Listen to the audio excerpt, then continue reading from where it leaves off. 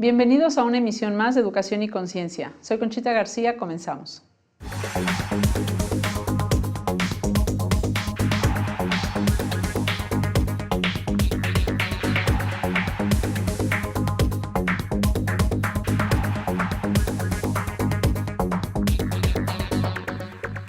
Con el gusto de estar con ustedes y transmitiendo aquí desde el Colegio Fray Luis de León, estamos aquí en su programa Educación y Conciencia y bueno, pues tengo mucho gusto de estar aquí con un invitado muy especial para mí, que es Luis Felipe Becker, que Gracias. Ya tiene muchos años de conocerlo y que bueno, pues es un enamorado de la educación y que anda siempre en búsqueda de nuevas cosas. Y pues me da gusto que esté aquí porque vamos a hablar de un tema muy importante que es precisamente de Google for Education, que que no nada más es para estar googleando cosas por ahí que no, sino que también está enfocado en la educación. Bienvenido, Luigi. Gracias, Conchita. Pues un gusto estar aquí con todos ustedes. Es la segunda vez que nos vemos. Así es. Cada vez que vengo a Querétaro, luego pienso en Fray Luis y hago contacto contigo para venir a contarte un poquito, pues, qué está pasando a nivel educación, a nivel México y, por supuesto, siempre pendientes de lo que pasa pues en los países que nos van de alguna manera marcando la pauta. En este caso, el tema de los sistemas integrales para la educación, educación privada, es lo que somos, en lo que nos hemos especializado y pues con puras buenas noticias de venir a contarles que las soluciones en la nube cada vez son más una realidad para las posibilidades, sobre todo el proceso de aprendizaje en los niños. Tenemos a niños que son de una generación pues muy digital, entonces ya es cada vez más real que además de ofrecer una buena solución y de recursos, sobre todo al proceso de aprendizaje en los chicos, pues de manera digital, ¿no? Qué mejor que hacerlo de manera digital. Y Google no va a ser la excepción porque es esta plataforma que a nivel mundial ofrece un ecosistema de trabajo y llena de posibilidades para enriquecer el proceso dentro del salón de clases. Muy bien. Y fíjate, Luigi, que pues hay cierta como de los colegios como miedo, temor, ¿no? A meterte en este mundo, ¿no? Porque decimos que lo que nosotros conocemos pues solamente es la punta del iceberg, ¿no? Ajá. Hay mucho abajo que nosotros no conocemos y sí hay mucho temor de parte de los colegios cuando tú les dices pues que trabajen con tecnología, como que dicen, no, y si se meten a tal y es un riesgo, y para qué, esas cosas son del diablo, ¿no? Decían sí, algunas monjitas por ahí. Entonces, pues tiene sus ventajas, ¿no? Yo creo que bien utilizado, no estamos hablando de un mal uso, sino más bien ahora vamos a hablar de un buen uso de la tecnología y cómo nos puede servir para la educación, ¿no? Y precisamente en el caso de Google, pues es un ejemplo, ¿no? Porque estos sistemas integrales de los que tú hablas, luego a veces son poco accesibles a los padres de familia, ¿no? Sí, tienen fama de ser muy costosos.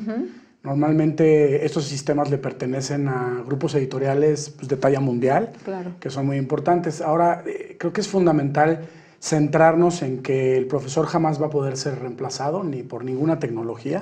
Siempre el profesor va a ser el que esté como responsable del proceso en el salón de clases para las futuras generaciones.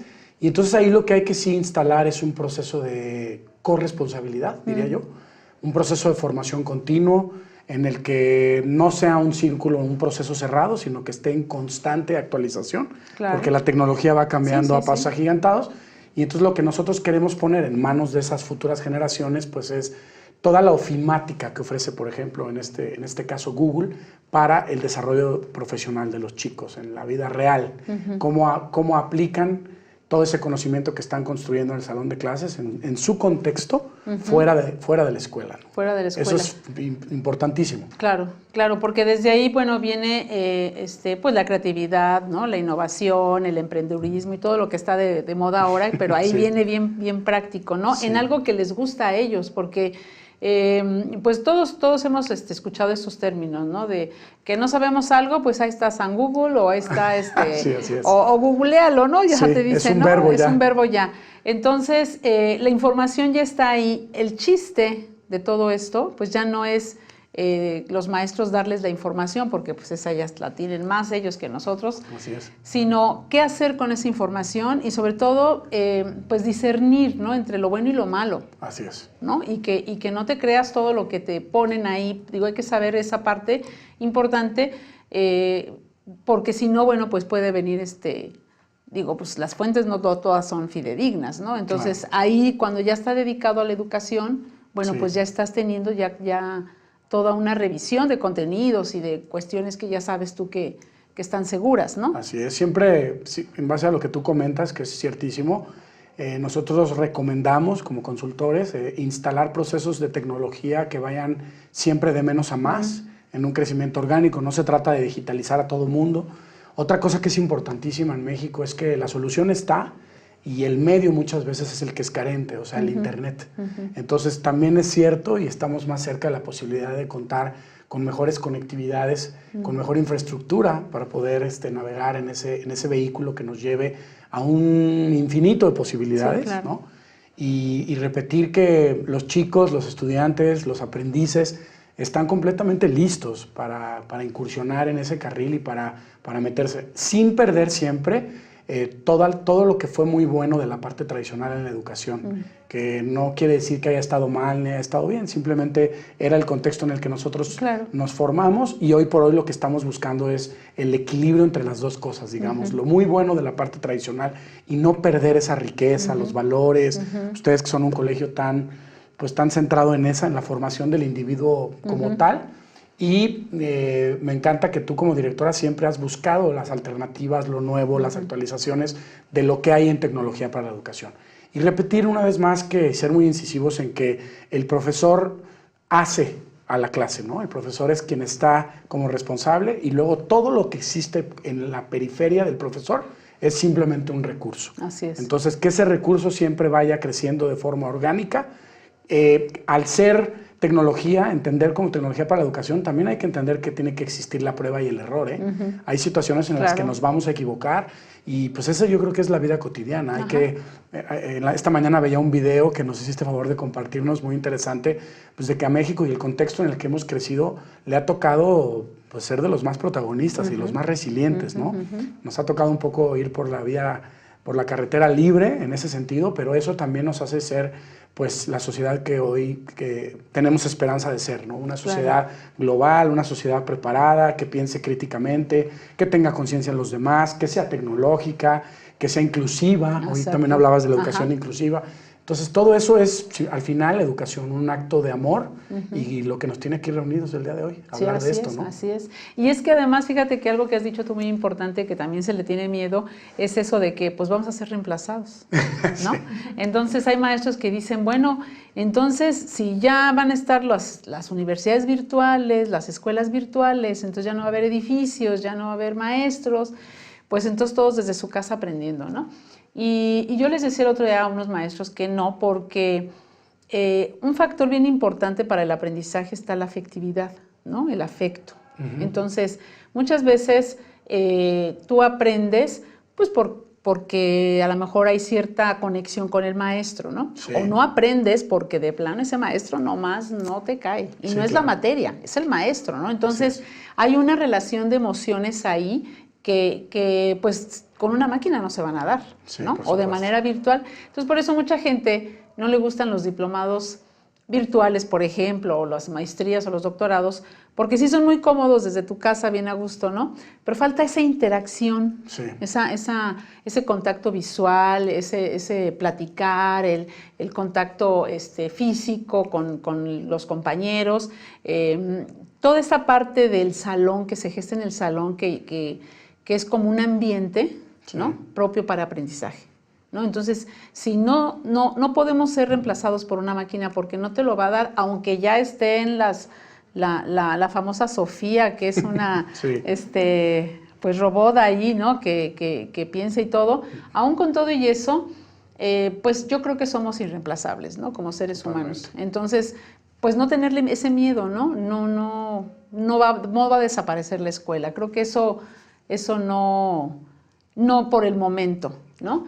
Sí tenemos que estar conscientes de que vamos mucho más allá y de que, por ejemplo, es un recurso para cuando una escuela no está, por ejemplo, ahora con el temblor. Por ejemplo. O por ejemplo en Oaxaca, que los maestros toman, o que los que se dicen maestros, porque pues no son ni siquiera maestros, que toman las instalaciones de las escuelas públicas y pues no hay clases, ¿no? Y los pobres niños de Oaxaca se quedan sin clases meses, ¿no? Así es. Entonces, este puede ser un recurso, pues para eso, para todos ellos, ¿no?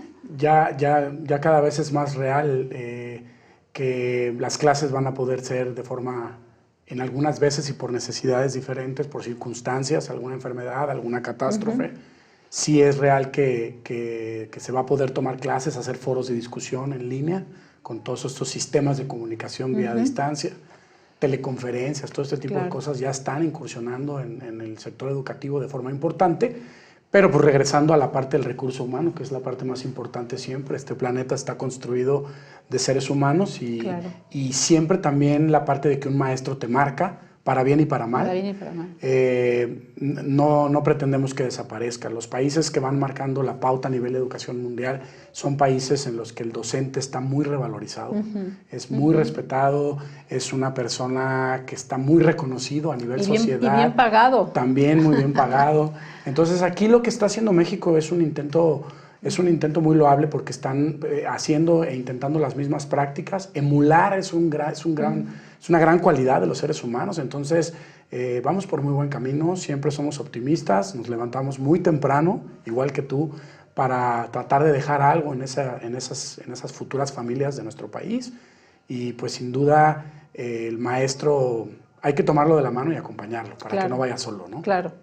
Yo creo que esa es una clave muy importante, ¿no? Los profesores que nos pudieran estar viendo dirían, bueno, ¿y cómo, no? Y pues tendría que estar, obviamente, el director, pues ahora sí que muy de acuerdo con un sistema así o con esto que nos estás planteando y llevar de la mano, ¿no? O sea, es el primero que tiene que estar ahí, ¿no? Tú has hablado de los estudiantes, de estas oportunidades que se tienen. Para los docentes, ¿hay oportunidades ahí en Google como para capacitación? Por supuesto. Como para formación. Hay Google como tal, Google for Education como tal, ha establecido 2 programas de certificación y entonces son muy logrables por los docentes. Y estos niveles de certificación lo que tienen es evidentemente una acreditación. Y posteriormente también las escuelas van a poder aspirar a tener un proceso de certificación como colegios referente que utilizan una cierta tecnología y por supuesto la plataforma y el ecosistema de Google. Bueno, vamos a ir a un corte y ahorita regresando, bueno, pues para que nos platiques un poquito más acerca de esto de los docentes y cómo pueden ellos tener pues acceso a esto que nos estás planteando, a lo mejor una escuela que diga, bueno, yo tengo pocos recursos, y si dicen que, bueno, está más accesible, pues me interesa, ¿no? A lo mejor que yo tengo muchas escuelas en la federación así, que a lo mejor les puede interesar. Entonces regresamos ahorita para que nos platiques, así es que regresamos en un momento más aquí en su programa Educación y Conciencia.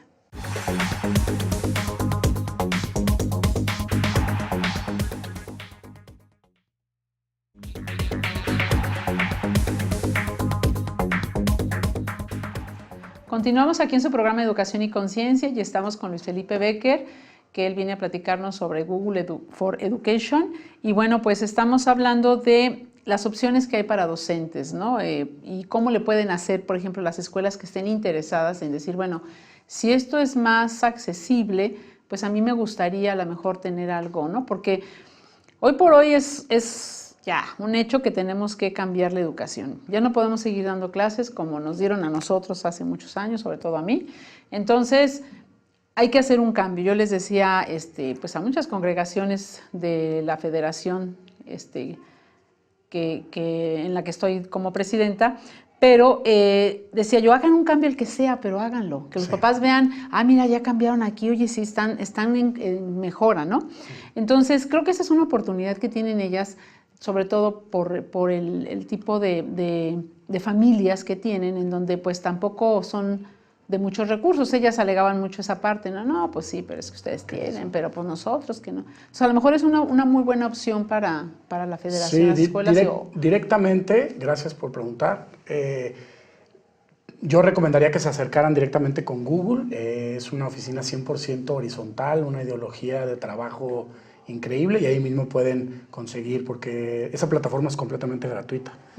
Luego existimos personas que nos dedicamos, que somos consultores en educación y también lo podrían hacer a través de un contacto, a través tuyo que presides esa federación. Podríamos pensar en tener un acercamiento para entonces ser como los intermediarios y acompañarlos en el proceso, porque la certificación como tal es por parte de los docentes, pero luego como institución en la que trabajas, ahí sí nosotros recomendamos que las alianzas estratégicas hacen muy buena fuerza. Nosotros somos 100% corresponsables del proceso, entonces ahí lograríamos un llave en mano, digamos, para que la escuela pueda obtener un mejor resultado en el salón de clases y maestros cada vez más preparados en el uso de la tecnología para la educación. Y entonces para el docente, ya yo trabajo en una escuela donde pues es muy tradicional, pero resulta que la directora se le ocurre que vamos a cambiar y entonces entro en pánico, ¿no? Ajá, sí. Maestro tradicional, que no quiero cambiar, que tengo, no sé, 20 años en mi zona de confort y de repente me quieren meter tecnología, ¿no? Entonces pasan muchas cosas. Mira, yo por la experiencia que hemos tenido, te pueden decir, eso no sirve, no te metas. Sí, claro. Es puro negocio. Sí. ¿No?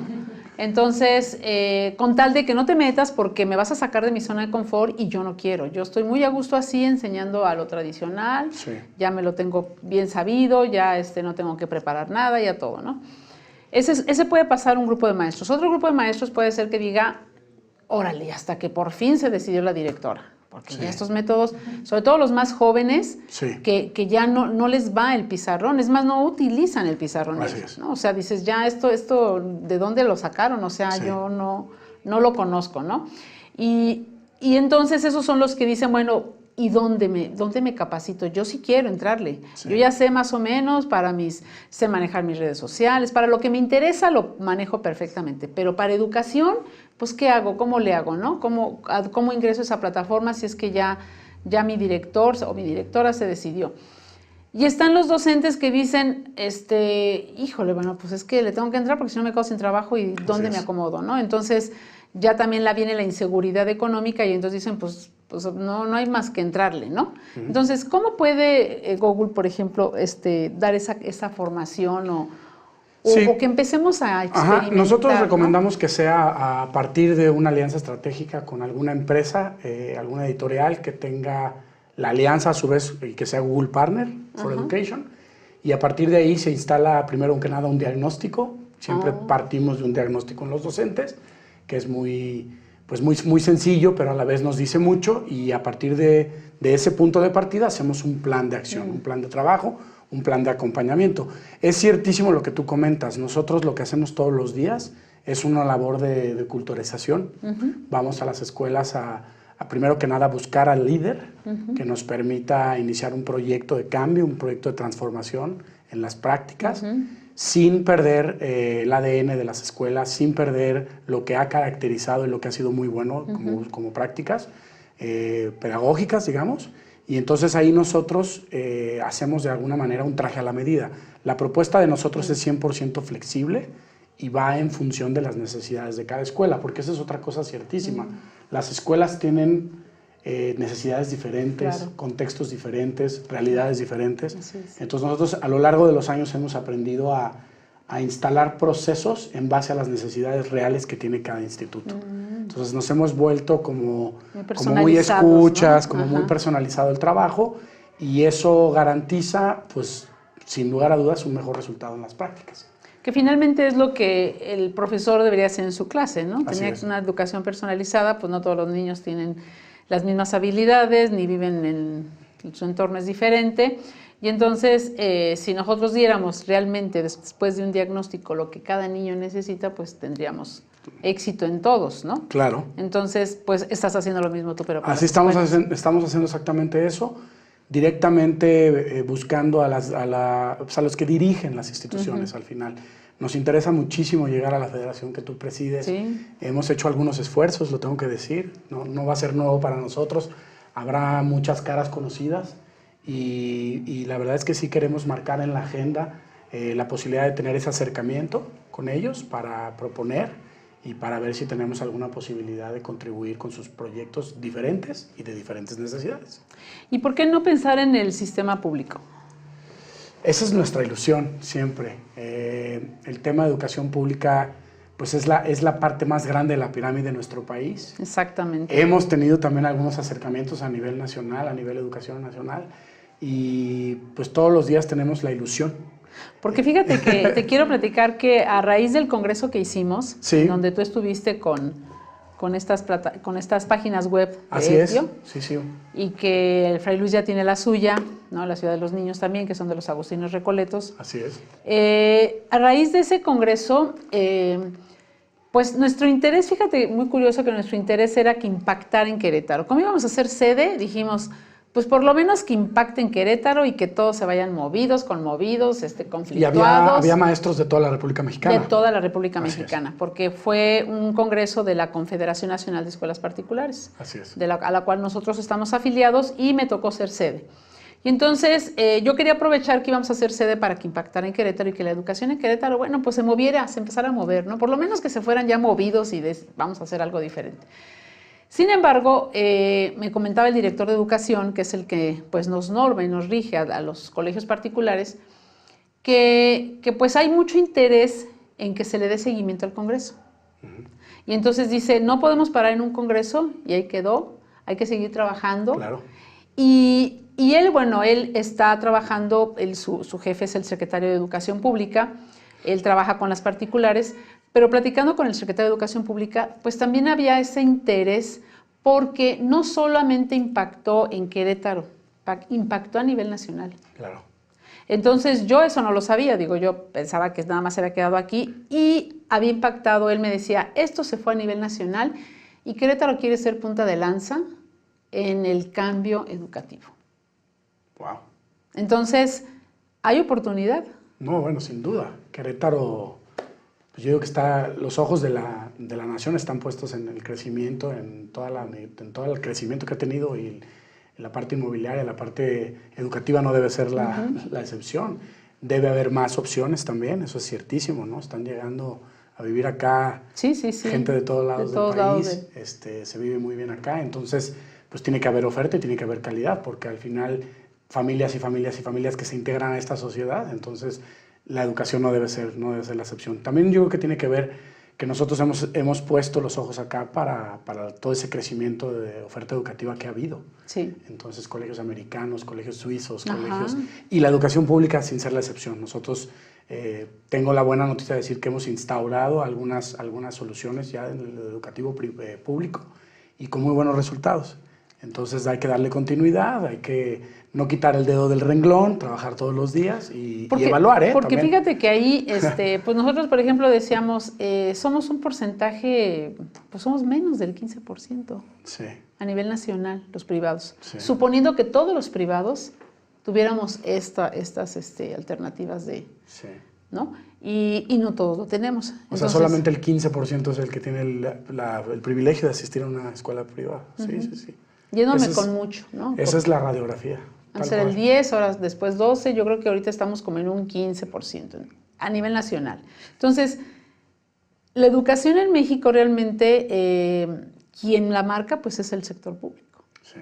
¿No? Y cuando nos miden con las pruebas PISA, pues por eso salimos tan reprobados, porque pues se van a todo, ¿no? Entonces, todavía no estamos a nivel de los otros países que nos ponen de primer mundo. Y aquí ha habido, yo creo que México sí ha tenido grandes retos y también aportaciones, ¿no? La reforma que nos presentan ahora, que va a entrar el siguiente año, creo que también tiene sus logros, ¿no? Nosotros muchas cosas ya las hacemos porque nos hemos metido mucho a esta parte de estar buscando, pero si esto lo logra hacer todo el país, bueno, pues vamos a tener un adelanto. Pero también falta el manejo de las tecnologías y yo sé que pues, no es poco lo que se pide, aunque sea un sistema económico, pero sí va a implicar una inversión. Pero hay que verla así, como una inversión, no como un gasto, ¿no? Una inversión que finalmente te va a dar frutos y que va a hacer que el país pues, sea mejor país. Así ¿no? es. esta reforma que tú mencionas, perdón que te interrumpa, sí.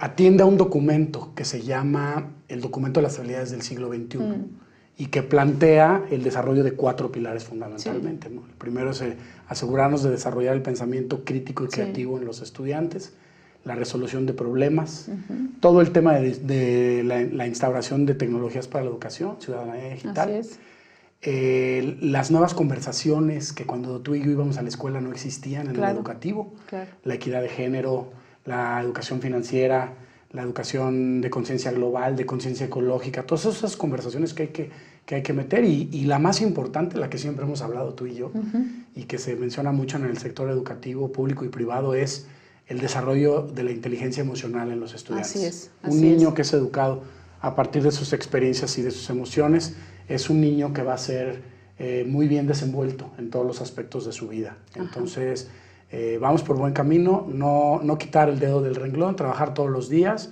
y ser muy perseverantes, muy resilientes también. Claro, ¿no? claro, sí. Y volver ¿cómo decían que cuando había una frase, ¿no? Decía que cuando la escuela realmente logre ser una buena escuela, o sea, el primer lugar en escuela, es cuando la familia retome sus primeras obligaciones, ¿no? Así es. Y empiece a ser la primera escuela en la casa y nosotros ya vamos a continuar. Entonces, yo quiero agradecerte mucho, Luigi, que hayas estado aquí. Conchita. Y pues por todo este trabajo que has hecho en educación y con diferentes empresas. Y bueno, pues felicitarte y agradecerte. Y bueno, pues nos vemos la próxima semana en una emisión más de Educación y Conciencia.